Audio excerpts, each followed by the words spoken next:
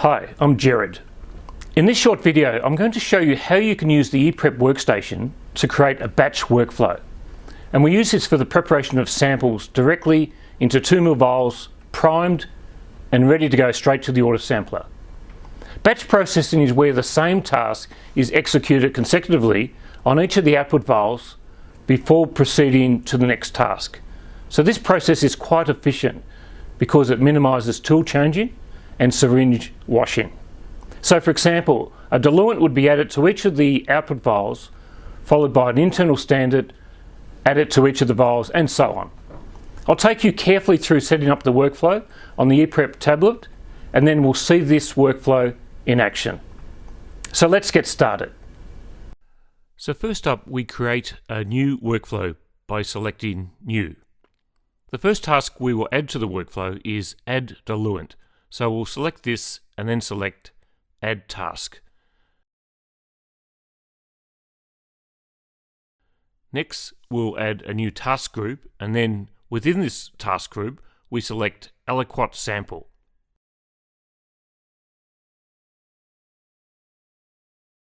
And then select Add Task.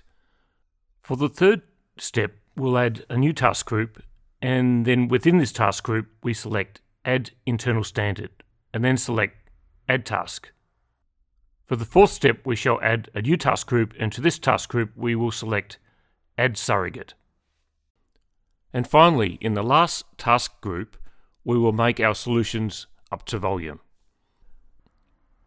And we shall close the task list, and we can see now all our allocated tasks. We can see here that each one of these added tasks is located within their own task group because they each have their own numeric identifier, 1, 2, 3, etc. This means that each task within the task group will be executed on all the output files before proceeding to the next task group. It is good practice to add a diluent as the first step for a couple of reasons. Firstly, the sample won't be dispensed into an empty glass vial, which could result in possible absorption of polar compounds onto the glass surface. And secondly, we will achieve better precision and accuracy if the needle is dipped below the level of the diluent when the sample is dispensed into the vial. We will now start filling out the tasks by choosing the appropriate syringes and nominating the volumes we want to use. For the first task group, Add Diluent, we are going to add 500 microliters of diluent, which will be water. So we will use a 1 ml or 1000 microliter syringe.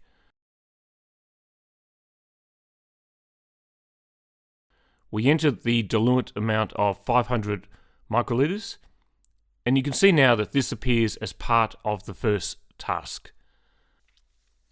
For the next task group, we are going to use a 100 microliter syringe to add 100 microliters of a sample.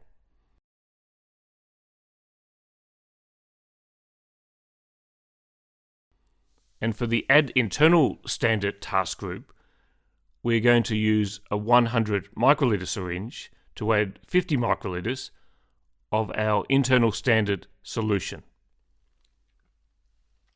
For the Add Surrogate task group, we're going to use a 100 microliter syringe to add 75 microliters of our solution. And finally, for the last task group, we will choose a 1000 microliter syringe because the ePrep will make the vial up to a volume of 1000 microliters. Note that we don't have to nominate the actual makeup volume amount, as the software will calculate this amount for us. So to recap at this point, all our tasks have been chosen, and the syringes required selected, and the volume of liquid has been associated with each of the tasks. You will perhaps notice that the color tag associated with each task is red, telling us that we haven't fully completed the workflow, and there is a conflict somewhere. This is expected at this point because we haven't allocated the input and output tubes. We could check the errors by clicking on the error button, but for now, we will continue with the workflow. So the next step is to choose containers for all the input vials, such as the diluent, samples, internal standards, and surrogate solutions, and then to choose the output containers where the sample and the reagents are added. We start this process by firstly setting up the deck by selecting the Select Diluent tubes. To set the deck up, we select Configure Racks. And in this workflow, we are going to only use 3 racks. One to contain the diluent, which will be water, one rack to contain the samples, the internal standard solution, and the surrogate solution, and the third rack will contain the output tubes for our finally prepared samples. So we will select the solvent rack in position number 2. Then we'll grab the Ballack rack and put this in position 5 for our samples, internal standard, and surrogate solutions. And finally we will add the waters rack to position 9. You can see how easy through the drag and drop feature it is to select racks and add them to the deck.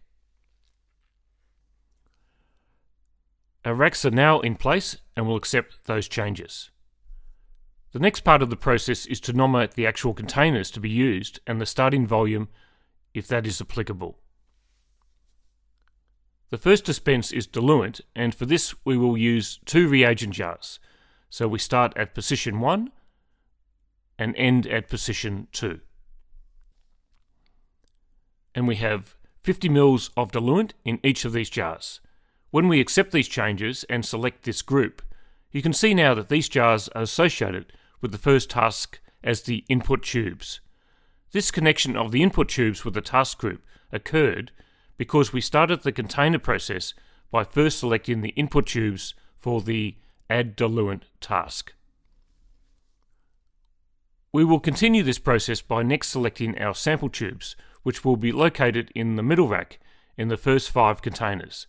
So we select position 1, then set Start Position, and position 5, and set End Position. We don't have to specify a volume for the sample tubes. Next we'll select our internal standard tube, and this will be located in the middle rack in position number 8. So we select that location, then select that position to both start and end at. We will have 25 ml of internal standard, so we enter this amount in the software.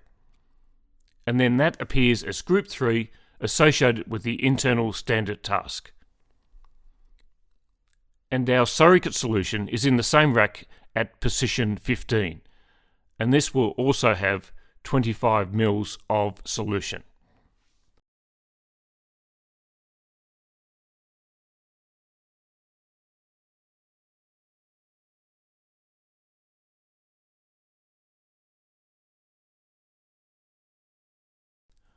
Finally, we will select the diluent container from group 1 for the makeup to volume task. At this stage of the process, all the input tubes have been defined, so now we have to define the output tubes.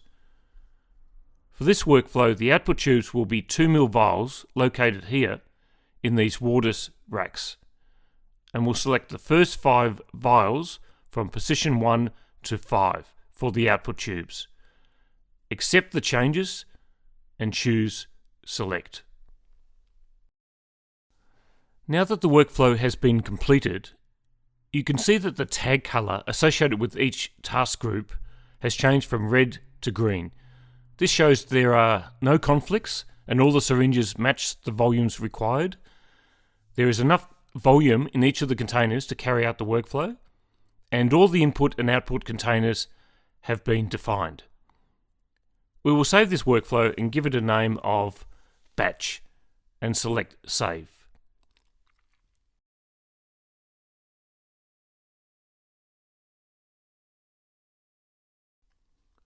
We're now ready to run, so we'll choose Run, and you will see the deck is displayed, showing each of the racks with the allocated containers. Once you have checked all the syringes are in place and the containers are all set, we can start the workflow by choosing Press to confirm and Continue. We will now see the ePrep in operation. We won't see the whole workflow here because it would take too long, but I'll point out an important feature of this workflow. We pick up the workflow at the very end of the task list with the make up to volume task. The syringe moves to one of the solvent containers where the syringe is primed several times before aspirating the solvent.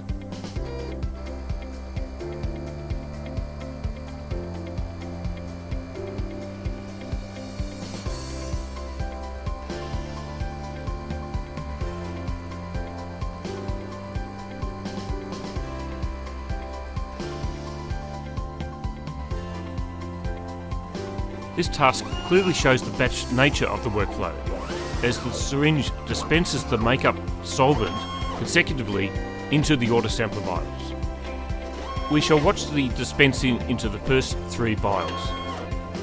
The 1000 microliter syringe used here can aspirate enough volume to dispense into the 3 vials before returning to refill and then dispense into the last 2 vials. That's all for now. I'll see you next time.